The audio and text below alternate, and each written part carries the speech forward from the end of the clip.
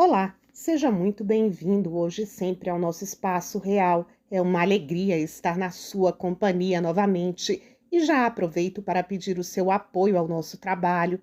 Hoje eu vou te contar a história de Maria Luísa Leopoldina Francisca Teresa Josefa Lúcia, arquiduquesa da Áustria, princesa da Hungria, Croácia e Boêmia, imperatriz dos franceses e rainha da Itália, duquesa de Parma, Placência e Guastalla.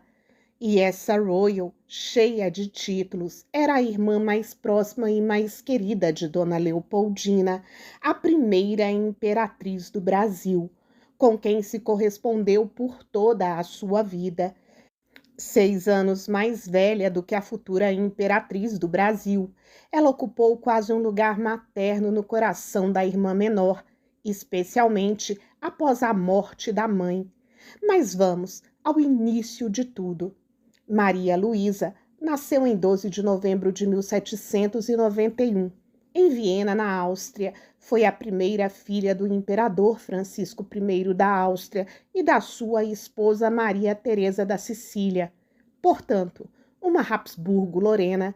O lema de sua família era, abre aspas, deixe que os outros façam a guerra, tu, Áustria feliz, casa-te, fecha aspas.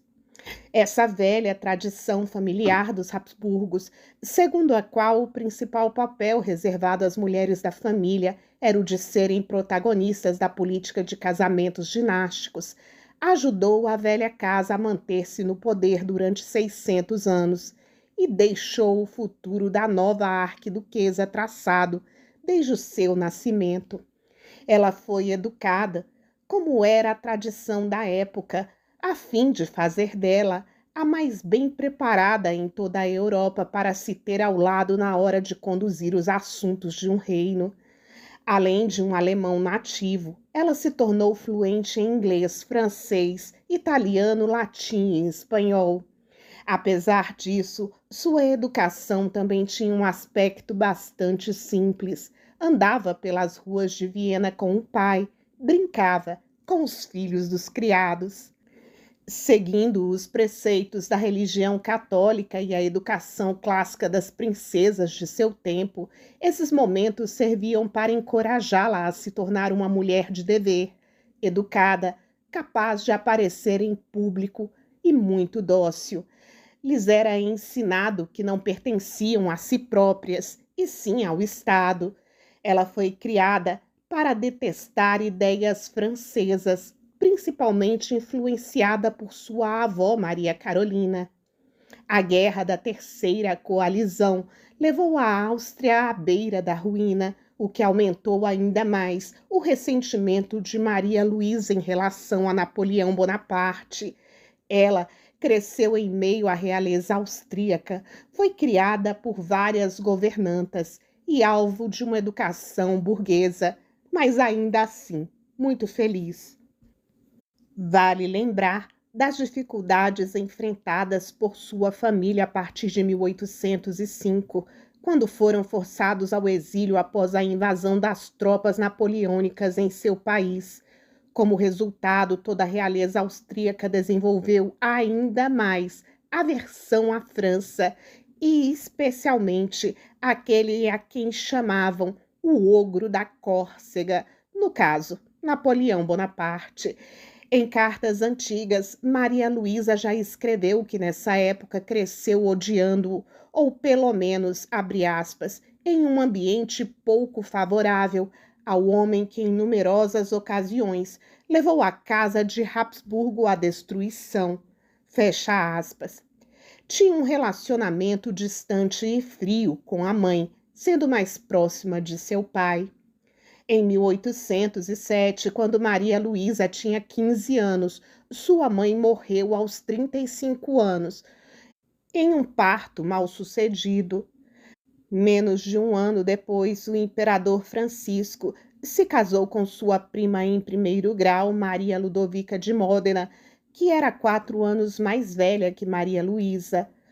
Outra guerra eclodiu entre a França e a Áustria em 1809 e resultou em derrota para os austríacos novamente. A família imperial teve que fugir de Viena antes que a cidade se rendesse. Aos seus olhos, Napoleão se assemelhava ao diabo. Uma lenda conta que entre os seus brinquedos tinha um soldado de madeira chamado Bonaparte, que ela gostava de maltratar. A derrota foi seguida pela paz, uma paz um tanto desfavorável para a Áustria. O Sacro Império Romano deixou de existir, tornando-se apenas o Império Austríaco. Em 20 de dezembro de 1809, Napoleão divorciou-se de Josefine, sua primeira esposa. Ela não podia gerar um herdeiro. Napoleão encontrava-se ansioso para fundar uma dinastia e precisava de descendentes legítimos. Ele, portanto, passou a procurar rapidamente se casar novamente. Encantara-se por Maria Luísa após consultar uma lista de 18 princesas casadoiras. Napoleão tinha pressa em conseguir um herdeiro de bom berço para assegurar a sucessão da nova dinastia e uni-la às mais importantes da Europa. E por isso ele teria dito, abre aspas, eu me caso com uma barriga, fecha aspas. Como Maria Luísa preenchia todos os seus requisitos, ela foi a escolhida. O conde Metternich, que temia uma aliança entre Paris e Moscou, persuadiu Francisco I a concordar com o matrimônio. Certamente, não foi com prazer que Francisco I entregou sua primogênita, criada para um destino muito mais glamuroso, a um plebeu que coroou a si mesmo e distribuiu reinos ancestrais para generais e parentes.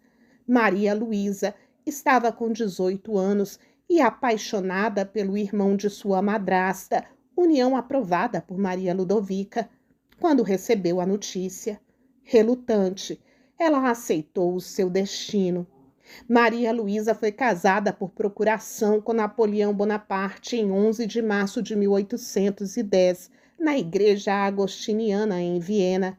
Tornou-se imperatriz dos franceses e rainha da Itália, e esposa do homem que aprendera a odiar desde pequena. Seu pai tinha a intenção de aproximar as relações políticas entre o Império Austríaco e o Império Francês, através da união matrimonial entre Napoleão e Maria Luísa. Napoleão, por sua vez, via na Casa de Habsburgo uma tradicional casa real e uma chance de validar seu poder na Europa, além de ter o seu sonhado herdeiro, é claro. Ela conheceu Napoleão pessoalmente em 27 de março. O casamento civil foi realizado na igreja de Saint-Joseph em 1º de abril de 1810, e no dia seguinte, Napoleão e Maria Luísa fizeram uma viagem a Paris. Maria Luísa era uma esposa obediente e se estabeleceu rapidamente na corte francesa. Napoleão rapidamente se apaixonou por ela, cuja nobreza de nascimento e as virtudes domésticas ele admirava. Ela revelara-se uma esposa ideal para o imperador, foi treinada para obedecer desde a infância, era devota, amorosa e não interferia nos assuntos políticos. Contrariando as expectativas, Maria Luísa ficou bem satisfeita com o marido. Maria Luísa escreveu ao seu pai, abre aspas, garanto-lhe, querido papai, que as pessoas fizeram grande injustiça ao imperador. Quanto melhor o conhece, melhor o aprecia e o ama. Fecha aspas. Maria Luísa se apruma e tira o melhor proveito da situação, chegando inclusive a abrir seu coração para aquele que foi ensinada a desprezar. Como imperatriz, Maria Luísa teve uma vida regida fortemente pela cerimônia e pela etiqueta. Abre aspas. A imperatriz adorava bailes e festas, e o que o imperador mais temia é que a jovem princesa se entediasse.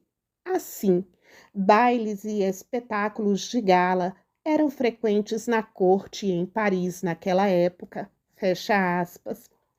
A empolgação em torno do casamento deu início a um período de paz e amizade entre a França e a Áustria. Ele não poupou esforços para agradá-la e afirmou, inclusive, que preferia Maria Luísa à sua primeira esposa Josefina, pois com Maria Luísa não havia mentiras, dívidas de jogo ou traições. Ela era considerada uma mulher virtuosa e nunca interferiu na política. Em particular, era educada e gentil, além de muito tímida. Na vida privada, a imperatriz dedicava-se às atividades que preenchiam os seus dias em Viena e que Napoleão apreciava. Ela fazia bordados e costurava, tocava instrumentos, especialmente a harpa, o cravo e o piano. Ler era um hobby importante para ela e também uma ferramenta de aprendizagem e educação. Maria Luísa ia à missa aos domingos e em vários feriados religiosos, dentro dos limites concedidos pelo marido e sob o controle do aparelho estatal. Ela também se dedicava à caridade. Maria Luísa engravidou em julho de 1810. Os títulos imperiais foram rapidamente escolhidos. Rei de Roma, se fosse um menino, princesa de Veneza, se fosse uma menina. Claro que uma menina era indesejada. 101 tiros de canhão para um menino e apenas 21 tiros para uma menina. Assim, nasceu às 9h15 da manhã do dia 20 de março de 1811, com 4,5 kg, o tão esperado herdeiro homem, o menino Napoleão François Joseph Charles Bonaparte, chamado Napoleão II, rei de Roma. O parto foi longo, doloroso e muito difícil, e ela quase perdeu a vida. Durante a ausência de Napoleão, em 1812, 13 e 14, quando ele estava em campanha na Rússia e durante sua campanha na Alemanha, Maria Luísa atuou como regente em Paris, função para a qual sua educação a preparou perfeitamente. Afinal de contas, uma princesa Habsburgo era mais do que um ventre que deveria carregar um futuro monarca. Elas eram treinadas como representantes da Casa da Áustria em solo estrangeiro. A invasão da Rússia terminou desastrosamente para a França. Napoleão abdicou do trono em 11 de abril de 1814. Maria Luísa foi fortemente dissuadida a se reunir com o marido por seus conselheiros, mas a conselho do imperador Francisco, seu pai, ela partiu com o filho para Viena em 23 de abril. Para comemorar a derrota de Napoleão, as grandes potências reuniram-se em Viena para realizar o Concerto da Europa. Ela não respondeu aos pedidos de Napoleão para segui-lo até Elba, onde ele estava exilado, e recebeu algumas críticas por isso. Angustiada por ser vista como uma esposa sem coração e uma mãe indiferente, escreveu em 9 de agosto de 1814, abre aspas, estou em uma posição muito infeliz e crítica. Há momentos em que esse pensamento me distrai e eu acho que a melhor coisa que eu poderia fazer seria morrer. Fecha aspas.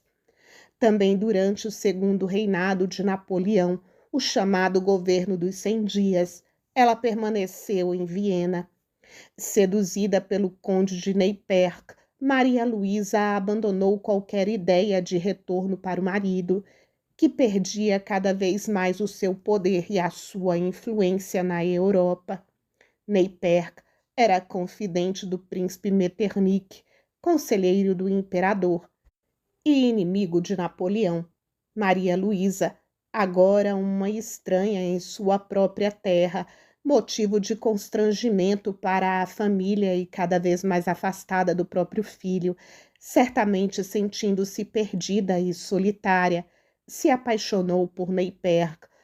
Em 6 de março de 1816, Maria Luísa partiu para a Itália, deixando seu filho para ser criado pelo avô em Viena. A arquiduquesa recebeu como recompensa a regência do Ducado de Parma, uma posição que já havia sido ocupada por outras mulheres de sua família em gerações passadas. Napoleão ainda vivia e o adultério de Maria Luísa foi mantido em muito sigilo, mas a família dela tinha conhecimento. Em 7 de setembro de 1821, 4 meses após a morte de Napoleão, Maria Luísa casou-se com o seu amante, o conde Adão Adalberto von Nieperk, com quem ela já tinha 2 filhos, Albertina e Guilherme. Posteriormente, o casal teve mais uma criança, Matilde. Seu filho Napoleão II permaneceria em Viena. Juntamente com Neyperque, Maria Luísa governou Parma, seguindo uma postura relativamente liberal. Ao longo de suas vidas, ambas as irmãs, Maria Luísa e Leopoldina, jamais deixaram de corresponder-se, mesmo quando a política matrimonial levou Luísa para a França e Leopoldina para o outro lado do Oceano Atlântico. A imperatriz Dona Leopoldina, sua irmã tão próxima, morreu em 1826. Neyperque morre em 1829. Em 17 de fevereiro de 1834, Maria Luísa se casou novamente, dessa vez com o conde Charles René de Bombelles. Ambos os seus casamentos foram morganáticos, o que fazia com que os seus filhos não tivessem direito à herança do ducado. O resto de sua vida foi relativamente calmo. Maria estava cercada pelo carinho de sua família, um marido que a respeitava e filhos que a amavam. Em 9 de dezembro de 1847, Maria Luísa passou a sofrer de violentas dores no peito, que pioravam à noite e eram acompanhadas de calafrios e febre. Em 12 de dezembro, seu aniversário de 56 anos, ela pareceu se recuperar, mas sua condição piorou novamente. Por volta do meio-dia de 17 de dezembro de 1847, adormeceu em paz para não acordar nunca mais. A causa teria sido um derrame pleural. No dia de sua morte, ela estava perfeitamente lúcida. A duquesa foi colocada na cripta real em Viena. Participaram de sua despedida final seus irmãos Maria Clementina, princesa de Salerno, Fernando I da Áustria e Francisco Carlos, arqueduque da Áustria. Nascida para servir à família e ao Estado, educada para obedecer, Maria Luísa soube a hora de se submeter e o quando tomar as rédeas da própria vida e, acima de tudo, conseguiu fazer de ambas as fases de sua vida momentos de realização e crescimento pessoal. Você já conhecia Maria Luísa? Me conte quais são as conclusões desse vídeo nos nossos comentários. Estarei por lá ansiosa para trocar ideias com você.